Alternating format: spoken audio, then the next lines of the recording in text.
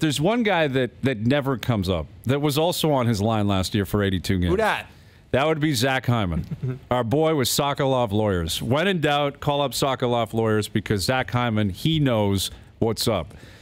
There was a stat that came out recently because this guy is potting goals at a ridiculous rate. Yeah. Like, I don't think we're talking about it. I know we're not because I'm one of the talking heads in the city.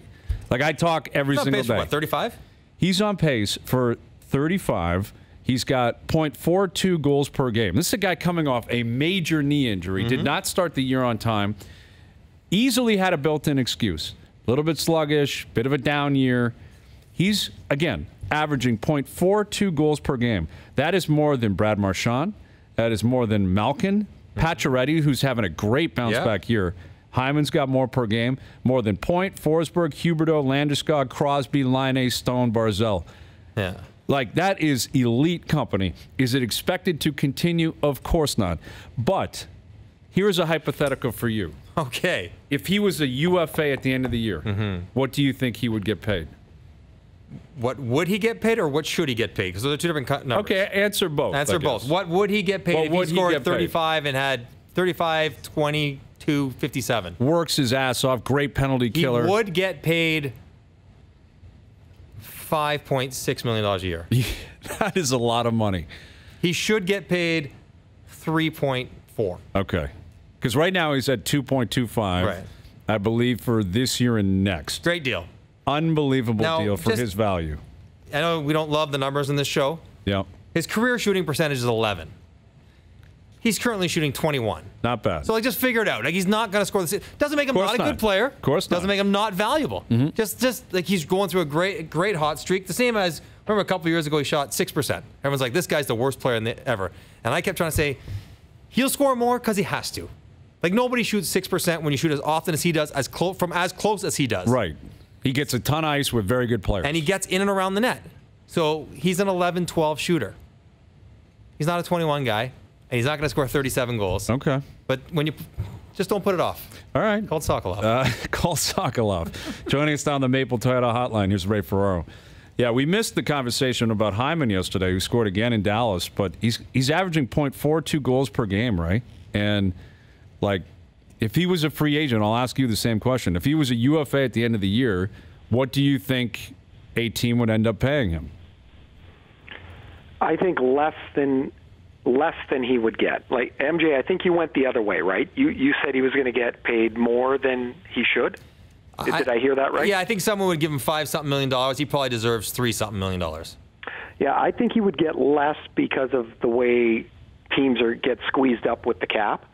I just love the way the guy plays, because if he were to play somewhere down in your lineup or somewhere up top like he does now, his game would never change.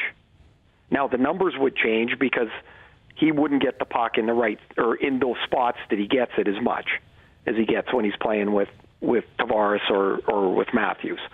But I would like signing a player like him because I just know that his game isn't ever going to change. Like, some guys, they're like, one of my favorite stories is about a guy like that is when Thomas Holmstrom was in Detroit. And I was doing the game, I was between the benches, and Holmstrom's on a line with Datsuk and Zetterberg. And he carries the puck through the neutral zone. He's like chopping it into pieces. And he gets to the far blue line, and he loses it. And Babcock turns to Todd McClellan, who was the assistant at the time, and goes, or to Paul McLean, rather, and he goes, why is he carrying the puck through the middle of the ice? And he goes, I don't know. Like, they were all looking at the same thing. And so Holmstrom at one point was changing his game, and they had to remind him, no, you get the puck and give it to those two guys. And when they can't get it, you go get it back and give it back to them.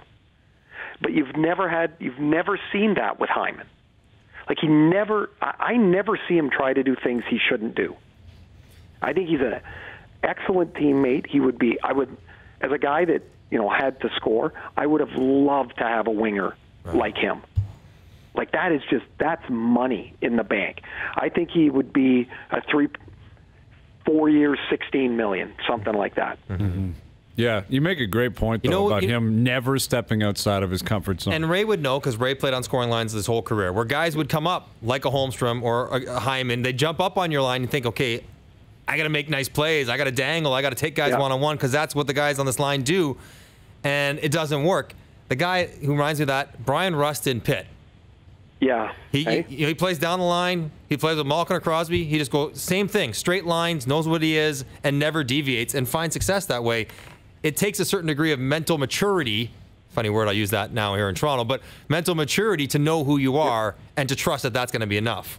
MJ, remember a couple years ago he had a great playoff, and then he just kind of fell off the next year.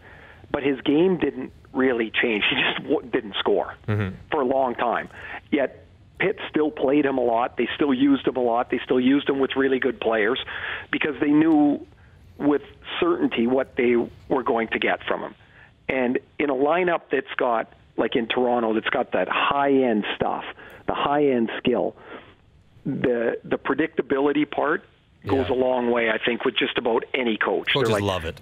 Oh, man, they're like, I put him out there, he kills penalties for me. When we're in the offensive zone, he gets the puck to the guys that are the most dangerous. There is also there's a lack of ego to playing like this. Like, and not a lot of guys have it. Like, okay, I'm going to go and I got to do all this grunt work. You know, he's the guy that builds the basement in the house. And then everybody goes, oh, look at the carpentry work. Yeah, well, the house falls down without the basement. He does all the work. Or not all the work, but he does all of that grunt work. And he does it with no ego. And what a great, great trade that was. Because I think people forget, like that was Greg McKaig in a seventh. Right, Florida had his rights. Right. Yeah, and he wasn't going to sign there. And Babs loved him because when they used to go watch Dylan Larkin play at Michigan, well, this guy was running all over the place, and Babcock was like, I like that guy. Yeah. Yeah, you know, and so Hyman just brings such a consistent energy, isn't it? Like that's you don't know what he's going to do with his hands or passing or scoring or like those numbers will fluctuate, but just when he's on the ice, it's a presence that you can feel. What's it? 14 now for him, right? Right. Yeah. Yeah. Does he get to 20? And coming off ACL, does he get to 21? Right? Coming off a big knee injury. Does he get to 21? What's the over/under on his goals, Ray? 21 and a half? 22 and a half? 7. So he needs 7 goals in 30 games left? Yeah. Whew. He can do that. A couple empty he can netters. Do that. Yeah. No power plays. He can do that. Of course he could. I'm asking if he will. I'm you gonna taking the say over? He's going to get to 21.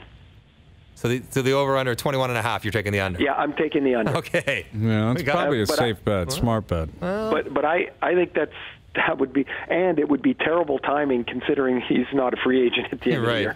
Exactly. Well, that's it. They got him locked in for another year, and anyway, just when you look at the stats and who he's technically ahead of games, goals per game, it's an impressive list. And we always focus on the work ethic and the energy and the puck retrieval and the forecheck and the penalty kill, but he's actually bringing the real sexy stats now, and it's like, let's get to it. Mention it. Well, talk about it. Just think, if you're talking about the Leafs forwards, when do you get to Hyman? Like, you're way down the list. Yeah, right? you are. 8, 9? Yeah, you're like, oh, yeah, and Hyman, he does a good job, too. Yeah. Plays all the best players, exactly. Well, he was their best player in Dallas, I thought. Like, he had a remarkable game. He was good. He was really, really good. And well, hey, if I can jump in, there's one other thing he does. Lots of times, like you'll get a chance to play with a great player, and you don't play the way the great player wants, and you end up getting the stink eye. Yep. And you are toast. You are finished on that line. Like when Crosby was playing with Pascal Dupuis and Chris Kunitz, like they were not the most skilled guys. If Crosby didn't like playing with them, that would have been over. Right? Like he would have said, no, not for me. And the same thing would happen with Hyman. Yet I get the impression that the guys that play with him for a longer period of time, they're like, oh, yeah, he might not be the fastest guy. He might not have the great hands, but, man, he does a lot of stuff for me. And I think Matthews is a perfect example of that because he played every shift with him for 2 years and then took took some time off, took a year off, and then now he's back with them. And I know the focus is on Marner and Matthews. Well, wasn't it alleged that Matthews wasn't sure he wanted to play with Hyman? He wanted Marlowe when he got here. He wanted more skill with him. There was some smoke out there, and that's what I'm saying. I wouldn't be surprised. In fact, I'd be willing to guarantee it. If that's true, Matthews realized I was wrong. Right. Like, I've changed my mind, and hook it up, please. And so the puck can stay in the other 2/3 of the ice, and he is just fine with it. Absolutely.